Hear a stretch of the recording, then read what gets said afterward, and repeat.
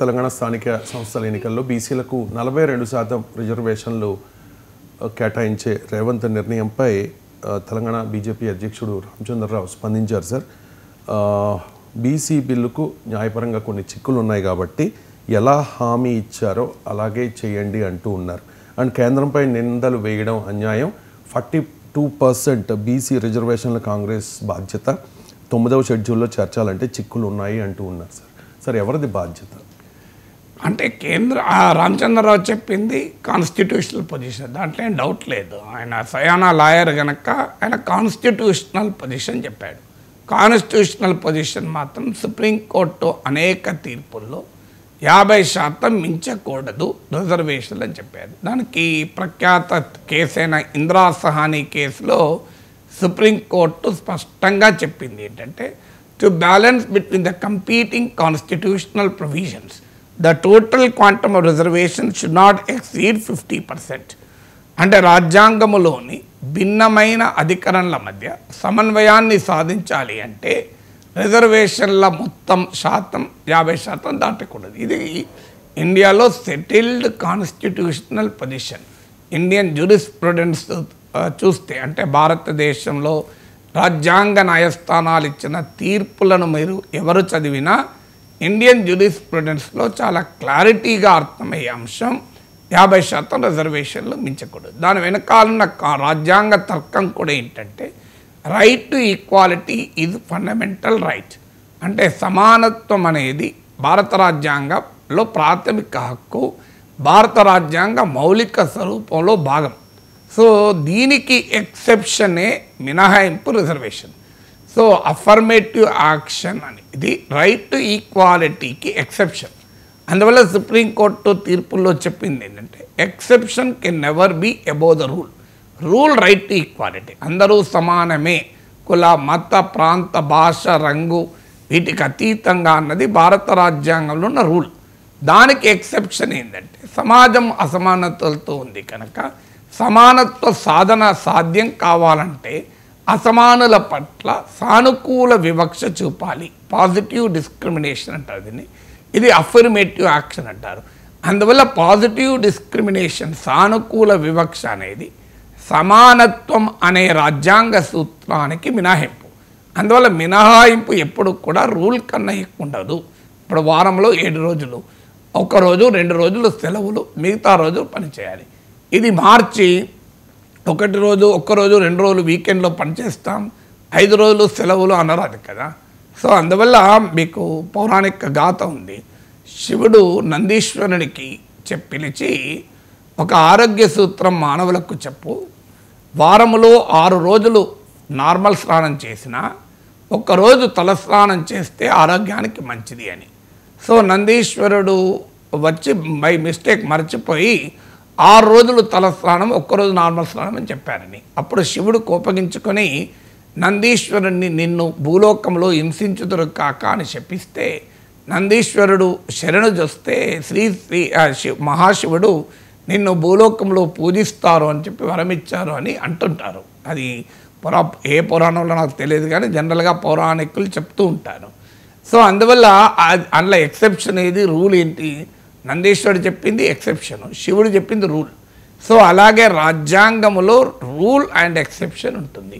ఇది settled constitutional position. Indira Sahani తీర్పులో 50% మించకూడదా అంటే మించవచ్చు. ఎప్పుడు when you make a special case, ఒక స్పెషల్ కేస్ మేడౌట్ అయితే అప్పుడు 50% దాటచ్చు. అంటే ఉదాహరణకు మీకు 90% ఆదివాసులే ఉన్న ప్రాంతం ఉంటుంది, రాష్ట్రం ఉంటుంది, అక్కడ ఏం చేయగలుగుతారు?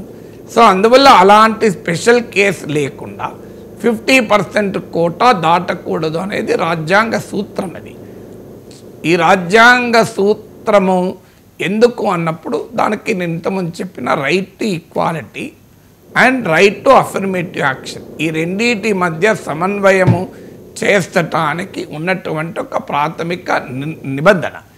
అయితే తమిళనాడులో రిజర్వేషన్లు 50% దాటాయి కదా అంటే, తమిళనాడు రిజర్వేషన్లను రాజ్యాంగంలోని 9th షెడ్యూల్లో చేర్చారు. 9th షెడ్యూల్ ఏంటంటే, భూసంస్కరణ చట్టాల ప్రభుత్వాలు తెచ్చినప్పుడు భూస్వాములు రాజ్యాంగాన్ని ఉపయోగించుకొని కోర్టులకు వెళ్ళి స్టేలు తెచ్చుకుంటున్న సమయంలో 9th షెడ్యూల్ వచ్చింది. 9th షెడ్యూల్ ఆఫ్ ద కాన్స్టిట్యూషన్లో చేరిస్తే అది న్యాయ సమీక్షకు అతీతం. అంటే any law included in the 9th schedule of the constitution is not a subject of judicial review.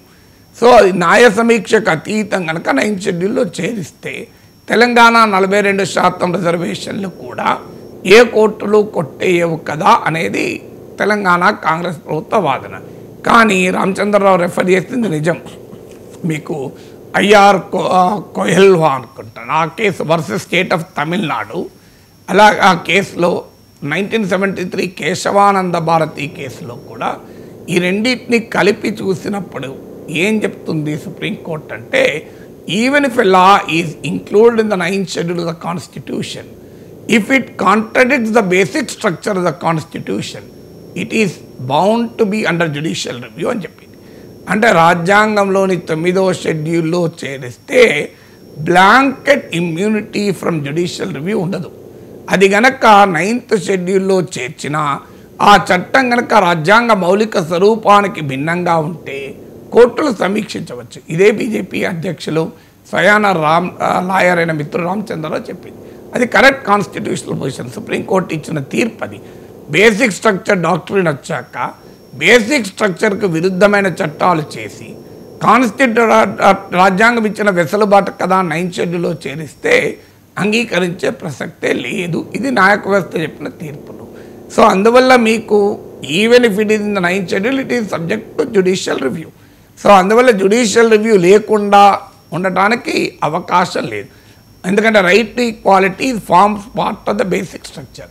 So right to equality basic స్ట్రక్చర్లో భాగం కనుక అందువల్ల సుప్రీంకోర్టు రీఇంటర్ప్రిట్ చేస్తే తప్ప 50% నిబంధన అని, లేదా భారత పార్లమెంట్ చట్టం చేసి రిజర్వేషన్ల పరిమితిని 50% దాటిపిస్తే అప్పుడు సుప్రీంకోర్టు గనక దాన్ని కొట్టివేయకపోతే అప్పుడు అవకాశం ఉంటుంది మోర్ దెన్ 50%. ఎందుకంటే ఈవెన్ పార్లమెంట్ చట్టం చేసినా సరిపోదు. ఇప్పుడు పార్లమెంటు న్యాయమూర్తుల నియామకం పైన ఎన్జేఏసీ బిల్లు తెచ్చి నేషనల్ జ్యుడిషియల్ అపాయింట్మెంట్స్ కమిటీ అని. ఏం జరిగింది? దాన్ని సుప్రీంకోర్టు కొట్టివేసింది. ఇప్పుడు లేదు కదా. సో అందువల్ల పార్లమెంటు చట్టం చేసిన సుప్రీంకోర్టు కొట్టివేయకుండా కూడా ఉండాలి. ఇప్పుడు పార్లమెంటే చట్టం చేయలే. అందువల్ల తెలంగాణ రిజర్వేషన్ ఫార్ములా అనేది పైన కాన్స్టిట్యూషనల్గా రామచంద్రరావు ఇచ్చినటువంటి వివరణ కరెక్ట్. కానీ తెలంగాణ కాంగ్రెస్ ప్రభుత్వం చేస్తున్నది రాజ్యాంగపరమైన ఎక్సర్సైజ్ మాత్రమే కాదు.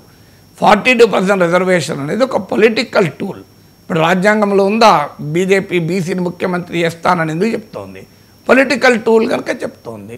సో కాంగ్రెస్ పార్టీ కూడా రిజర్వేషన్లు బీసీలకు 42% ఇవ్వడం ఆ పార్టీ రాజకీయ సిద్ధాంతం. రాహుల్ గాంధీ అనేకసార్లు చెప్పాడు, మేము అధికారంలోకి వస్తే 50% పరిమితిని కూడా ఎత్తివేస్తాము అని.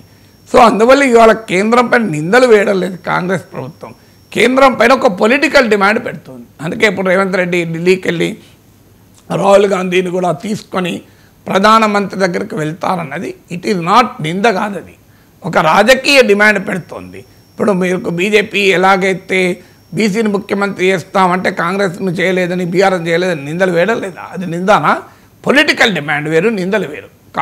కేంద్ర ప్రభుత్వం పైన రేవంత్ ప్రభుత్వం నిందలు వేయడం లేదు, రాజకీయ డిమాండ్ పెడుతోంది. అంటే మోడీ ప్రభుత్వానికి కోరేది ఏంటంటే 50% రిజర్వేషన్ పరిమితిని ఎత్తివేస్తూ పార్లమెంట్లో చట్టం చేయండి, సుప్రీంకోర్టులో కొట్టివేయకుండా జాగ్రత్త పడండి. మీకు కావాల్సిన వ్యవసాయ చట్టాలు తెచ్చుకున్నారు కదా, మీకు కావాల్సిన చట్టాలు చాలా తెస్తున్నారు కదా, ఇది కూడా చేయండి అని పొలిటికల్ డిమాండ్ కాంగ్రెస్ పార్టీ చేస్తుంది. దీనికి బీజేపీ దగ్గర ఆన్సర్ లేదు కనుక వాళ్ళు కాన్స్టిట్యూషనల్ రీజనింగ్ ఇస్తున్నారు. కాన్స్టిట్యూషనల్ రీజనింగ్ రామచంద్రరావు చెప్పినా, రేవంత్ రెడ్డి చెప్పినా, నాగేశ్వర్ చెప్పినా ఒకటే ఉంటుంది, దాంట్లో మార్పు ఉండదు. Constitutional reasoning is correct. Bharatiya Janata party ఈ పొలిటికల్ డిమాండ్ను అంగీకరించదలుచుకోక రాజ్యాంగ భాష్యం వెనకాల దాక్కుంటోంది. కాంగ్రెస్ పార్టీ అయ్యా రాజ్యాంగ భాష్యం కాదు, మేము రాజకీయ డిమాండ్ చేస్తున్నాం, మాకు తెలియదా 50% మించకూడదని తెలిసే కదా మీకు పంపిస్తున్నది, తెలిసే కదా మీరు 9th షెడ్యూల్లో పెట్టమంటున్నది ఇక అని కాంటుంది. అయితే ఇక్కడ రామచంద్రరావు స్టేట్మెంట్లో ఇంకో ఆసక్తికరమైన సలహా ఇచ్చారు. ఇప్పుడు ఎన్ని చెప్పినా అల్టిమేట్గా 42% బీసీ రిజర్వేషన్లు జరగడం పైన కాన్స్టిట్యూషనల్ ఛాలెంజ్ అయితే మిగిలే ఉంది. కేంద్రము రాష్ట్రము కాంగ్రెస్ బీజేపీ పొలిటికల్ ఫైట్ ఎలా ఉన్నా, అందువల్ల సామాజిక న్యాయం రాజకీయాల్లో జరగాలి అంటే ఈ 9th షెడ్యూల్ చుట్టూ ప్రదక్షిణాలు చేయడమా, కాన్స్టిట్యూషన్ చుట్టూ ప్రదక్షిణాలు చేయడమా, కంపీటింగ్ పొలిటికల్ డిమాండ్స్తో సమయం వృధా చేసుకోవడమా, or is there a way out? నాకు ఇవాళ రామచంద్రరావు చదివినప్పుడు ఒక ఆసక్తికరమైన సలహా చెప్పాడు ఆయన. మధ్యప్రదేశ్లో గ్రామాన్ని యూనిట్గా తీసుకుని ఏ గ్రామంలోనైనా బీసీల జనాభా 50% మించున్న చోట అక్కడ రిజర్వేషన్లు 50% 40 ఎక్కువ ఇచ్చారు అని. That is an interesting suggestion to study. ఎందుకంటే అల్టిమేట్గా ఇందిరా సహానీ కేసు కూడా 50% మించకూడదు అని చెప్తూనే special case has to be made out అన్నారు. ఒకవేళ 50% దాటితే బ్లాంకెట్గా 50% ఎట్టి పరిస్థితులు దాటకూడదు అనలేదు సుప్రీంకోర్టు కూడా. సో అందువల్ల ఇక్కడ కాన్స్టిట్యూషనల్గా కూడా వ్యాలిడ్ కావాలి అంటే మన మధ్యప్రదేశ్ ఫార్ములాను తెలంగాణ ప్రభుత్వం స్టడీ చేయాలి. ఇక్కడ రాజకీయ బేషిజాల కన్నా రాజకీయ సంకల్పం ముఖ్యం. అందువల్ల రామచంద్రరావు చెప్పారా ఇంకోరు చెప్పారా కాదు, అవసరం వస్తే అఖిలపక్షం వేసి కాన్స్టిట్యూషనల్గా ఏ పాసిబిలిటీని చర్చించితే మంచిగా ఉండు. కానీ అన్ఫార్చునేట్లీ అలా చర్చించారు కదా.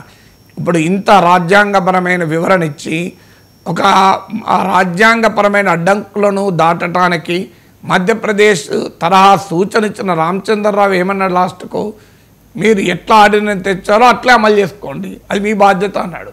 సో ఆయన కూడా మళ్ళీ పొలిటికల్ స్టేట్మెంట్ ఇస్తున్నాడు. అందువల్ల రాజకీయ పార్టీలకు ప్రజలకు న్యాయం చేయడం కన్నా పొలిటికల్ స్కోరింగ్ పాయింట్సే ముఖ్యమవుతుంది. అందువల్ల రిజర్వేషన్ అనేది ప్రజల సెంటిమెంట్ కనుక దాంతో ఆడుకుంటూనే ఉంటారు.